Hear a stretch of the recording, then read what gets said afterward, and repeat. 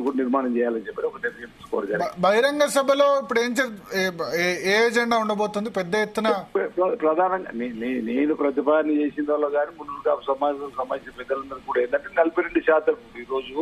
సరే ఇప్పుడు కులాల వారీగా లెక్క ఇంకా పక్కాగా రానప్పటికీ 56% అయితే మనకు బీసీలకు తేలింది. అందులో భాగంగా 42% బీసీలకు రాజకీయంగా రేపు చట్టసభలో, అదేవిధంగా విద్యా ఉద్యోగులు కూడా చట్టసభలో తీర్మానం చేసేటువంటి క్రమంలో మనం ఒక సభను పెట్టి ఆ క్రమంలో ప్రభుత్వానికి ధన్యవాదాలు తెలియజేస్తూ 42% బీసీలకు రిజర్వేషన్ ఇస్తున్న సందర్భంగా ఈ ప్రభుత్వానికి ధన్యవాదాలు తెలియజేస్తూ ముఖ్యమంత్రి గారికి ధన్యవాదాలు తెలియజేస్తూ మన సమస్యలు కూడా ఏమైనా ఉంటే ఆ సభ ద్వారా ప్రభుత్వం దృష్టి తీసుకుని వెళ్ళాలి, ముఖ్యమంత్రి దృష్టి తీసుకుని వెళ్ళాలని చెప్పి ఒక నిర్ణయం.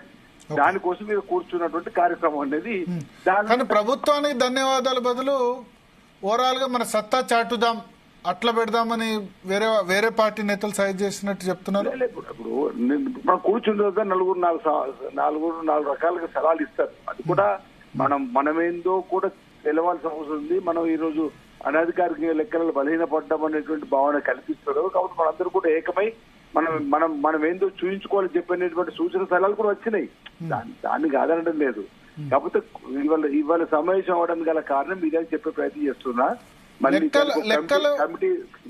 కమిటీ కూడా వేయడం జరిగింది 3 పార్టీలకు సంబంధించిన పెద్దలతోటి, అదే కుల సంఘాలకు సంబంధించిన పెద్దలతో కూడా కోఆర్డినేట్లు వేయడం జరిగింది. 2వ సమావేశంలో రూపం వస్తుంది. దాని తర్వాత ఎజెండాతో ఆది శ్రీనివాస్ గారు మంత్రి పదవి ఇవ్వాల్సి వస్తే మీకే ఇవ్వాలి, ఎందుకంటే మున్నూరు కాపు రిప్రజెంటేటివ్ మీరు ఒక్కళ్ళే ఇప్పుడు కాంగ్రెస్ పార్టీలో. అది పార్టీ నిర్ణయం తీసుకుంటే ప్రభుత్వం నిర్ణయం తీసుకుంటే హైదరాబాద్ అదే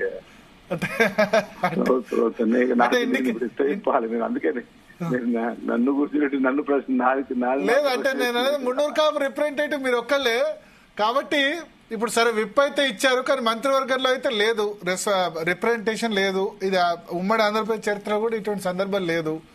సరే మీరు కూడా ఎలిజిబులే కదా, వేములవాడలో చాలా కాలంగా ఫైట్ చేస్తున్నారు. నిజానికి పౌరసత్వ వివాదం గురించి చాలా కాలంగా ఎప్పుడో ఎమ్మెల్యే కావాల్సి ఉండే.